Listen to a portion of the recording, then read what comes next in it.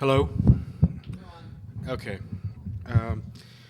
Thank you for coming today for the opening session on climatology this morning. If I seem a little bit scattered, my name's Sterling Burnett. I'm with the National Center for Policy Analysis. Did a presentation yesterday on the impacts. I was asked at the last minute to fill in as a moderator today, so if I seem a bit scattered, and that explains why we're starting a little bit late. I'm pleased to be moderating today. I haven't gotten to see many of the climatology panels, having to go from the different tracks, but this is the one I wanted to see this morning anyway, and so now I've been asked to introduce. The first speaker, actually, you are the first speaker. I am, sir. Okay. First speaker today is Richard S. Courtney. He's an independent consultant on matters concerning energy and the environment. He is technical advisor to several UK MPs and mostly UK members of the European Parliament. He's been called as an expert witness to UK Parliament's House of Commons Select Committee on Energy and also the House of Lords Select Committee on the Environment. He's an expert peer reviewer for the Intergovernmental Panel on Climate Change. In November of 1997, he chaired the plenary session of Climate Change Conference in Bonn. June 2000, he was one of 15 scientists invited from around the world to give a briefing on climate change to the U.S. Congress in Washington, D.C., and then he chaired one of 3 briefing sessions. His achievements have been recognized by the UK's Royal Society for Arts and Commerce, PZCK, the Management Association of Poland's mining industry, and the British Association for the Advancement of Science. Having been the contributing technical editor of Coal Trans International, he is now on the editorial board of Energy and the Environment. He is a founding member of the European Science and Environment Forum, ESEF. Without further ado, Dr. Richard Courtney.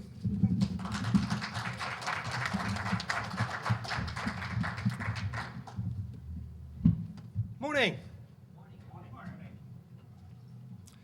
Friends, we all know that the books of the IPCC are the Bible of man-made global climate change. And according to the books of scientific revelation in that Bible, the atmosphere was in a state of Eden before human industrial civilization. Then humans began to consume the forbidden fruit of fossil fuels. So the atmosphere became contaminated with an excess of carbon dioxide. Humans continue to practice the sin of industrial civilization, and therefore the contamination of the atmosphere continues to increase. As a result, our civilization is doomed by our sin as surely as Sodom and Gomorrah. The world will warm, with the result that the 4 horsemen of the apocalypse are set to roam the world, spreading pestilence, war, famine, and death. We can stop them from destroying the world as we know it by turning from our sin of industrial civilization, but the sins of the fathers are weighed upon their children even unto the 7th generation. Because our sin has already added carbon dioxide to the atmosphere, and it will continue to wreak its havoc for centuries to come. We must repent and turn from our consumption of the forbidden fruit to avoid its worst effects on our children and our children's children.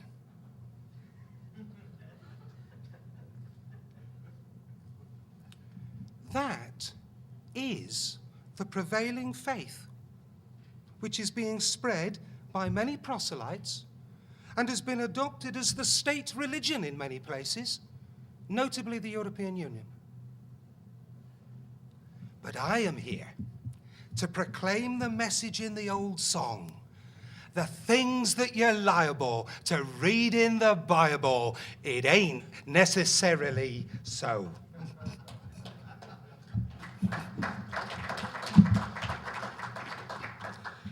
The paper I've provided to accompany this presentation expands on the little I intend to say now. I'm going to tell you some results of our investigation of the true causes of the recent rise in atmospheric carbon dioxide concentration that we published in this paper. I mentioned this paper and its findings in my peer review for the IPCC, but it is not mentioned in the IPCC's fourth assessment and synthesis reports. The IPCC doctrine says anthropogenic, that is man-made, emissions of carbon dioxide, CO2, directly add to atmospheric carbon dioxide. That doctrine is clearly wrong. The annual pulse of anthropogenic CO2 into the atmosphere should relate to the annual increase of CO2 in the atmosphere, if one is directly causal of the other. But their variations greatly differ from year to year. Furthermore, the annual increase to CO2 in the atmosphere is the residual of the seasonal changes to CO2 in the atmosphere, and the Northern Hemisphere seasonal changes decrease and increase each year are about an order of magnitude greater than both the total annual anthropogenic emission and the total annual increase to the CO2 in the atmosphere. Any assessment of the causes of the rise of atmospheric CO2 concentration over a period of years requires assessment of the changes that occur each year, because the annual increase to the CO2 in the atmosphere is the residual of the seasonal changes to the CO2 in the atmosphere. Little of the carbon and CO2 in the Earth-ocean-atmosphere system is in the air.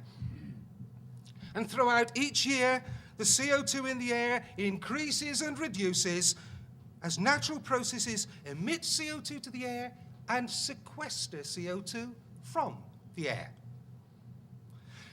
The rapid changes to atmospheric CO2 concentration during each year show the system very rapidly adjusts to seasonal changes an order of magnitude greater than the annual anthropogenic emission. The anthropogenic CO2 emission is to the air. But the rapid changes in atmospheric CO2 concentration here shown do not suggest that the system is near to saturation that would prevent sequestration of the anthropogenic emission from the air. Thanks very much. The annual increase of the anthropogenic emission is about 0.1 gigatons of carbon per year. The natural fluctuation of the excess consumption is at least 12 gigatons of carbon in 4 months.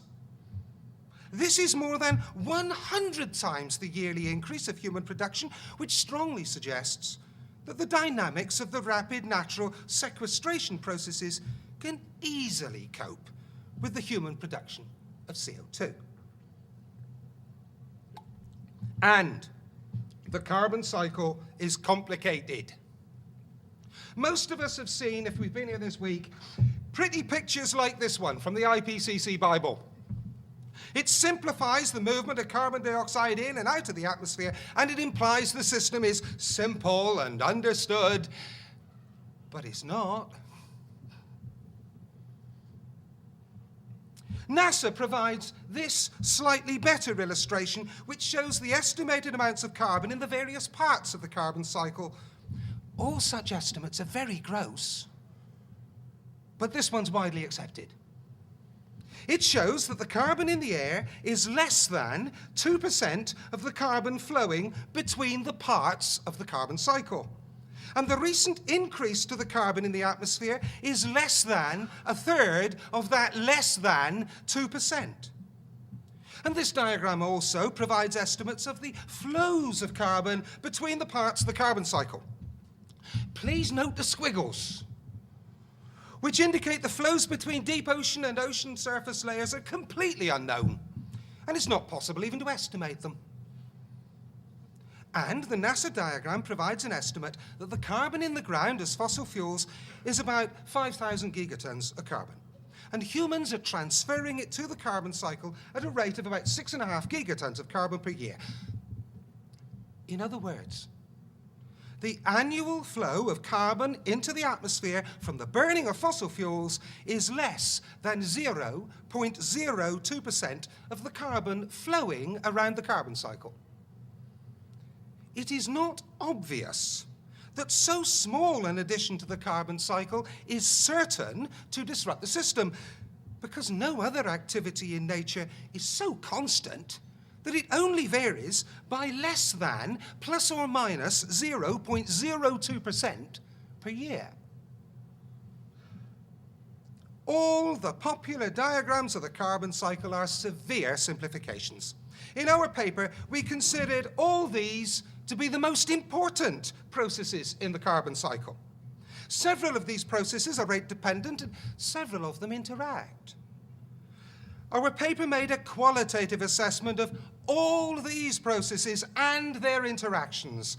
The paper I'm providing to accompany this presentation provides a summary of that assessment. But I now draw attention to one point.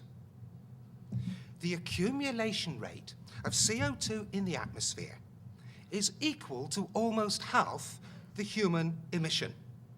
The human emission is about 6.5 gigatons of carbon per year, but the accumulation rate's about 3 gigatons of carbon per year. However, this does not mean that the human emission accumulates in the atmosphere. About half the human emission accumulates in the atmosphere, as is often stated. The system does not know where an emitted CO2 molecule originated. And there are several CO2 flows in and out of the atmosphere that are much larger than the human emission. The total CO2 flow into the atmosphere is at least 156.5 gigatons of carbon per year, with 150 gigatons of this being from natural origin and 6.5 gigatons from human origin.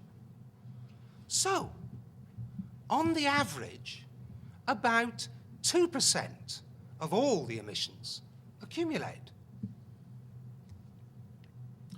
Our qualitative considerations suggested the carbon cycle cannot be very sensitive to small disturbances such as the present anthropogenic emission of CO2, but it could be sensitive to temperature. So, our paper considered how the carbon cycle would be disturbed if, for some reason, the temperature of the atmosphere were to rise, as it almost certainly did between 1880 and 1940. The various estimates each suggest there was then a rise of about 0.5 degrees Celsius in average global surface temperature. From our qualitative considerations of the carbon cycle, we concluded this, that the relatively large increase of CO2 concentration in the atmosphere in the 20th century is likely to have been caused by the increased mean temperature that preceded it. And the main cause may be desorption from the oceans, and the observed time lag of 0.5 century is not surprising. However, assessment of this conclusion requires a quantitative model of the carbon cycle. But nobody can make such a model because the rate constants are not known for mechanisms operating in the carbon cycle. However, this lack of knowledge doesn't prevent models from providing useful insights into ways the carbon cycle may be behaving.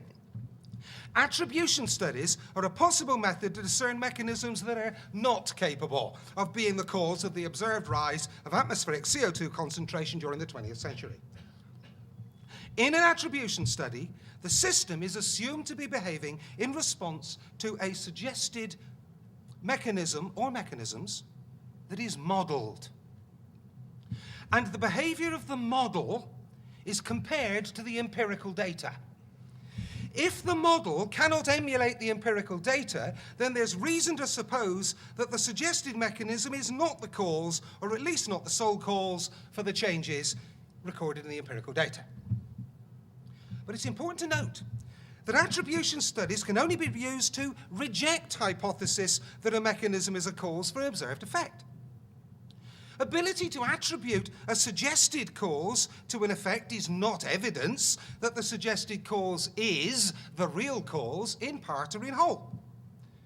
For example, that each of 3 people may have done a murder in a Cluedo game does not mean that they all done it. We want to know who done it. Our paper considered 3 models of the carbon cycle that are explained in the accompanying paper. We called them the A model, the P model, and the M model. Each model assumed a single mechanism dominates the carbon cycle, and therefore it is responsible for the rise in atmospheric CO2 concentration that's happened since 1958, when measurements began at Mauna Loa. And each model was compared to the empirical data to determine if the modeled mechanism could be rejected as a sole cause of the rise in atmospheric CO2 concentration. In each case, 2 assumptions were individually tested. These were that the anthropogenic emission was the only additional CO2 input to the air, and that an additional natural emission was the only significant additional CO2 input to the air. The A model is Albach's respected model. It's based on a postulated linear relationship of the sink flow and the concentration of CO2 in the atmosphere, according to the equation shown here. The P model uses a power equation of the type often used in process engineering and can be considered to be a model of flow balances. This power equation stems from the assumption that several different processes determine the flows into the sinks. The M model is a biological model, or to be more precise, a biochemical model, because the absorption of CO2 takes place at least partly in the biosphere. The theory behind enzyme kinetics says the surface of an enzyme is continuously in equilibrium with its substrate, and that a part of the substrate at the enzyme surface, its active site, will be digested to a product. Thinking like this is not restricted to enzymology. Many systems show the behavior in which an available active interface is the limiting factor for processing. For example, in economics, the effect leads to the law of diminishing returns. And military theory uses the concept of engagement area in battles. As explained in the accompanying paper, the M model simplifies to the form shown here. We then made considerations of the appropriate rate constants for these models. But it should be noted that our determination of rate constants used empirical data. And there are few empirical data that can be trusted. We used the observed increase of the concentration of CO2 in the atmosphere recorded at Mauna Loa that enables estimation of the annual flow of CO2 into the atmosphere since 1958, and the data collected by Cyriac Ornell on the human emissions. These human emissions data may be underestimates if nations have not provided the correct figures. And countries involved in emissions trading are paid to lie. So, as a first stage, we constructed 3 different models of the carbon cycle. We input the recorded anthropogenic CO2 emission and fitted each of them to the data on the atmospheric CO2 concentration from Mauna Loa. We obtained a perfect fit in each case. Thus, we demonstrated that the anthropogenic emission could not be rejected as a possible cause of the recent rise in atmospheric carbon dioxide concentration according to each model. This is illustrated here by the results for the A and M models and the observed increase of atmospheric CO2 concentration. It is clear that these 2 models each provide calculated values for atmospheric CO2 concentration that fit with the observed values rather well, and they can hardly be distinguished from each other. This provides an apparent paradox. I said that the annual anthropogenic emission of CO2 should relate to the annual increase of CO2 in the atmosphere if one is directly causal of the other. And I showed that these two parameters do not correlate. But this graph shows that, using each of these different models, we were able to model the increase of CO2 in the atmosphere as being a function solely of the annual anthropogenic emission of CO2. How can this be? Please note that we did not use any fiddle factors, such as the 5-year averaging used by the IPCC. Adoption of that smoothing really is a disgrace. There can be no justification for it because there's no known physical mechanism that would have that effect. The apparent paradox is resolved by considering the calculated equilibrium CO2 concentration values. These are shown here, and they show an important difference between the three models. They diverge. But each model shows that for each year, the calculated CO2 concentration for the equilibrium state is considerably above the value of the observed CO2 concentration in the air. This demonstrates that each model indicates there's a considerable time lag required to reach the equilibrium state when there's no accumulation of CO2 in the atmosphere. The short-term sequestration processes can easily adapt to sequester the anthropogenic emission in that year. But according to these models, the total emission of that year affects the equilibrium state of the entire system. Some processes of the system are very slow, with rate constants of years and decades. Hence, the system takes decades to fully adjust to the new equilibrium.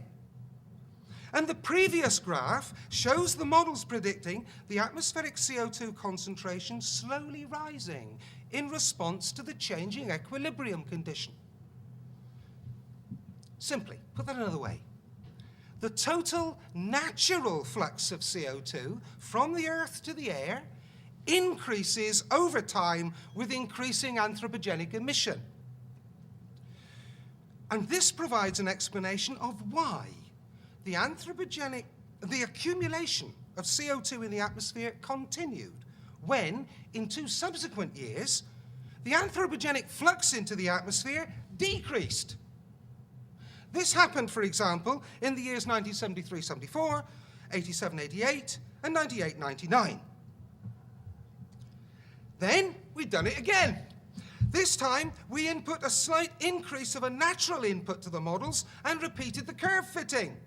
Again, we obtained a perfect fit in each case. Thus, we demonstrated that a small variation in the natural fluxes could not be rejected as a possible cause of the recent rise in atmospheric carbon dioxide concentration according to each model. Let's sum up those findings.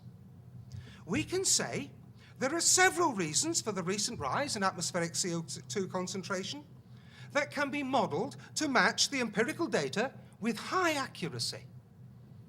Our paper provides 6 such models, with 3 of them assuming a significant anthropogenic contribution to the cause, and the other 3 assuming no significant anthropogenic contribution to the cause. Each of our models matches the empirical data without use of any fiddle factor, such as the 5-year smoothing the IPCC uses to get its model to agree with the empirical data. So, whichever one of our models one chooses to champion, there's a 5-to-1 probability that you chose the wrong one. And other models are probably also possible. And the models each give a different indication of future atmospheric carbon dioxide concentration for the same future anthropogenic emission of carbon dioxide. Data that fits all possible causes is not evidence for the true cause. Data that only fits the true cause would be evidence of the true cause. That would tell us who done it.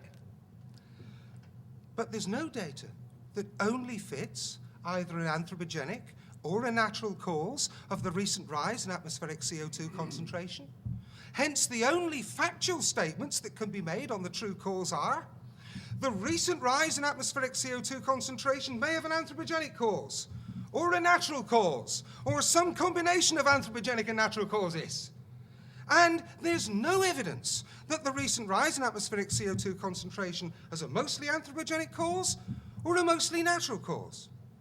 Hence, it cannot be known what, if any, effect altering the anthropogenic emission of carbon dioxide will have on the future atmospheric CO2 concentration. Hold on. The IPCC Bible says this too. Chapter 2, Working Group 3 in the IPCC's third assessment report says, no systematic analysis has published on the relationship between mitigation and baseline scenarios. In other words, God alone knows what will happen to atmospheric CO2 concentration because the available data can't tell us. And that means IPCC working groups 2 and 3 are pointless. Thank you very much.